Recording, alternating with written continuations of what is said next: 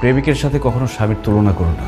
একজন প্রেমিকের কোনো দায়িত্ব নেই, সে অনেক কিছুই করতে পারে, কিন্তু একজন স্বামীর মাথায় তার স্ত্রী, তার সংসার, তার বাবা মা সবকিছুর দায়িত্ব থাকে। আর একজন স্বামী নির্দিষ্ট একজন মানুষকে খুশি করার জন্য চাইলেও অনেক কিছু করতে পারে না। একজন প্রেমিক তার প্রেমিকাকে যতটুকু ভালোবাসে, একজন স্বামী তার স্ত্রীকে অনেক গুণ বেশি ভালোবাসে, কিন্তু সেই স্বামীটা তার স্ত্রীকে তার ভালোবাসা প্রকাশ করতে পারে না, এমনকি বাবা মাকেও তার ভালোবাসা প্রকাশ করতে পারে না। আর সবার জন্য করে যাওয়া এই লোকটাকেই সবাই দোষ দেয়।